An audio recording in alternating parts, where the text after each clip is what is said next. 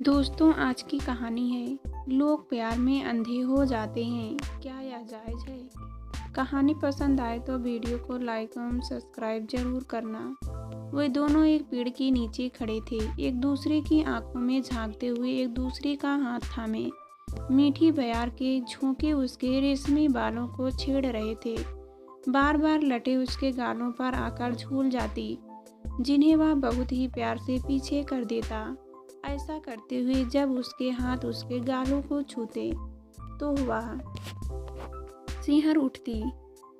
कुछ कहने को उसके होंठ थरथराते तो वह हौले से उठकर अपनी उंगली देख लेता। गुलाबी होंठ और गुलाबी हो जाते और चेहरे पर लालिमा की अनगिनत परतें उभर आती।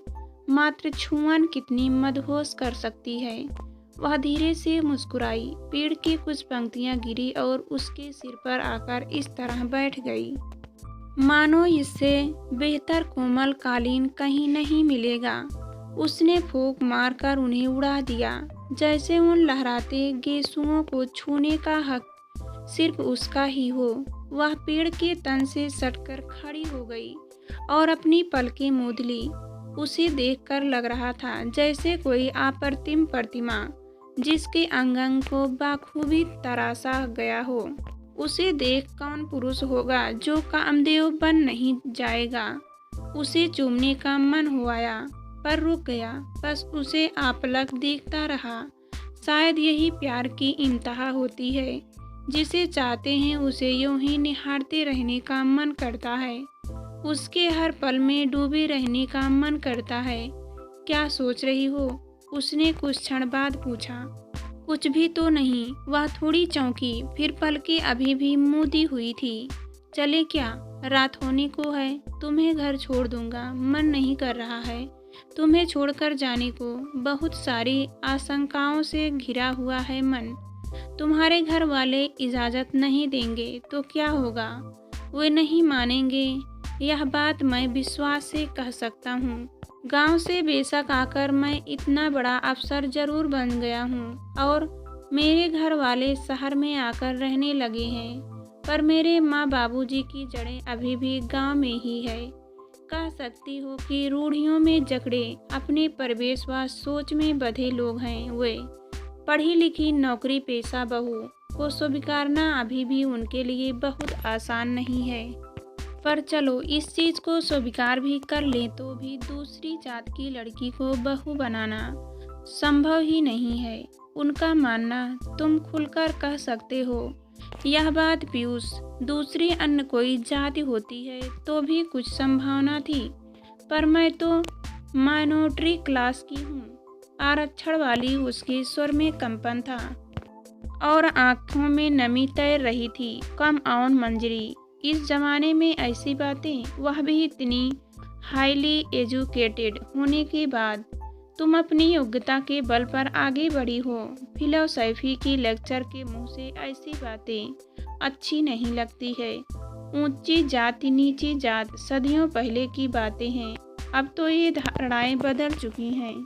मौका मिलते ही उन्हें यह याद दिलाना नहीं भूलते कि वे माइनॉरिटी क्लास के हैं। उनका पढ़ा लिखा होना या समाज में स्टेटस होना कोई माने नहीं रखता।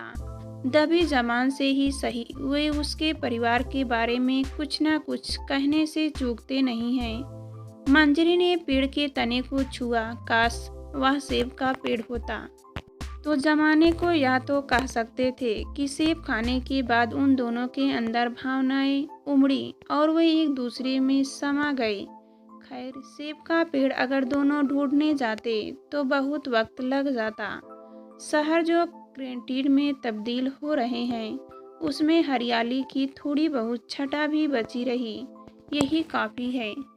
उसने अपने विश्वास को संबल देने के लिए पीयूष के हाथों पर अपनी पकड़ और कस ली और उसकी आंखों में झांका, जैसे तसल्ली कर लेना चाहती हो कि वह हमेशा उसका साथ देगा। इस समय दोनों की आंखों में प्रेम का अथाह समुद्र लहरा रहा था।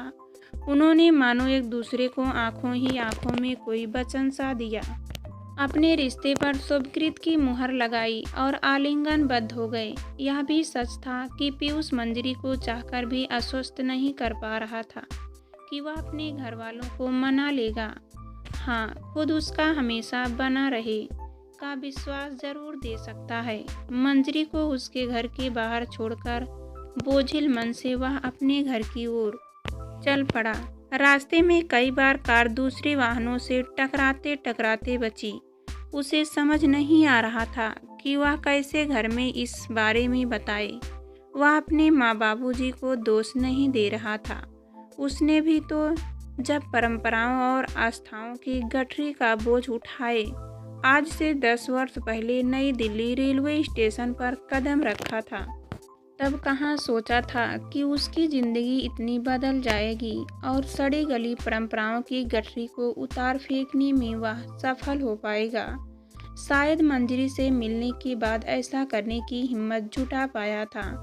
जात भेद किसी दीवार की तरह समाज में खड़े हैं और शिक्षित वर्ग तक उस दीवार को अपनी सुलझी हुई सोच और बौद्धिकता के हथौड़े से तोड़ पाने में असमर्थ हैं। अपनी विविधता पर हालांकि यह वर्ग बहुत झुंझलाता भी है। पीयूष को स्वयं पर बहुत झुंझलाहट हुई। क्या बात है बेटा, कोई परेशानी है क्या? माँ ने प्यार से उसके सिर पर हाथ फेरते हुए पूछा। बस ऐसे ही उसने बात टालने की कोशिश की। कुछ लड़कियों के फोटो तेरे कमरे में रखे हैं, देख ले। मैं आपसे कह चुका हूँ कि मैं शादी नहीं करना चाहता। पीयूष को लगा कि उसकी झुंझलाहट चरम सीमा पर पहुँच रही है। तू किसी को पसंद करता है तो बता दे, बाबूजी ने सीधे सीधे सवाल फेंका। अनुभव की पैनी नज़र शायद उसके दिल की बात समझ गई थी। है तो, पर आप उसे अपनाएंगे नहीं, और मैं आप लोगों की मर्जी के बिना अपनी गृहस्थी नहीं बसाना चाहता। मुझे लायक बनाने में आपने कितने कष्ट उठाए हैं और मैं नहीं चाहता कि आप लोगों को दुख पहुँचे। तेरे सुख और खुशी से बढ़कर और कोई चीज़ हमारे लिए माने नहीं रखती है। लड़की क्या दूसरी जात की है जो तू इतना हिचक रहा है बताने में? बाबूजी ने यह बात पूछ पीयूष की मुश्किल को जैसे आसान कर दिया। हाँ, उसका जवाब सुन माँ का चेहरा उतर गया। आंखों में आंसू तैरने लगे। बाबूजी अभी चिल्लाएंगे, यह सोचकर वह अपने कमरे की ओर जाने के लिए मुड़ा ही था कि बोले, किस जात की? बाबूजी, वह बहुत पढ़ी लिखी है, लेक्चरर है और उसके घर में भी सब हाईली क्वालिफाइड हैं। जात महत्व नहीं रखती, पर एक दूसरे को समझना ज़्यादा ज़रूरी है। बहुत हिम्मत कर वह बोला। बहुत माने रखती है जात, वरना क्यों बनती ऐसी सामाजिक व्यवस्था? भारत में जात सीमा को लांघना 2 राष्ट्रों की सीमाओं को लांघना है। अभी सुबह के अखबार में पढ़ रहा था कि पंजाब में एक युवक ने अपनी शादी के महज 1 हफ्ते बाद केवल इस कारण आत्महत्या कर ली क्योंकि उसे शादी के बाद पता चला कि उसकी पत्नी दलित जात की है। उसकी शादी एक बिचौलिए के माध्यम से हुई थी। इस बात का खुलासा तब हुआ जब वह अपनी ससुराल गया। दलित पत्नी पाकर वह आत्मगलीन और अपराध बोध से इस कदर व्यथित हो गया कि ससुराल से लौटकर उसने आत्महत्या कर ली। तुम भी कहीं प्यार के चक्कर में पड़कर कोई गलत कदम मत उठा लेना। बाबूजी की बात सुन पीयूष को अपने पैरों के नीचे से जमीन खिसकती महसूस हुई। मंजरी ने तब यह सुना तो उदास हो गई। पीयूष बोला, एक आइडिया आया है। मैं अपनी कुलीन के रूप में तुम्हें उनके मिलवाता हूँ। तुमने मिलकर उन्हें अवश्य ही अच्छा लगेगा। फिर देखते हैं उनका रिएक्शन। रूढ़ियाँ हावी होती हैं या तुम्हारे संस्कार व सोच?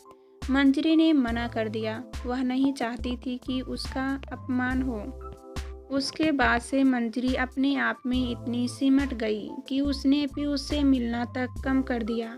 संडे को अपने डिप्रेशन के बाहर आने के लिए वह शॉपिंग करने मॉल चली गई। एक महिला जो एक प्लेटर पर पांव रखने की कोशिश कर रही थी, वह घबराहट में उस पर ही गिर गई। मंजरी उनके पीछे ही थी। उसने झट से उन्हें उठाया और हाथ पकड़कर उन्हें नीचे उतार लाई। आप कहें तो मैं आपको घर छोड़ सकती हूँ। आपकी सांस भी फूल रही है बेटा। तुम्हें कष्ट तो होगा पर छोड़ दूंगी तो अच्छा होगा। मुझे दमा है, मैं अकेली आती नहीं, पर घर में सब इस बात का मजाक उड़ाते हैं, इसलिए चली आई। घर पर मंजरी को देख पीयूष बुरी तरह चौंक गया, पर मंजरी ने उसे इशारा किया कि वह न बताए कि वे एक दूसरे को जानते हैं।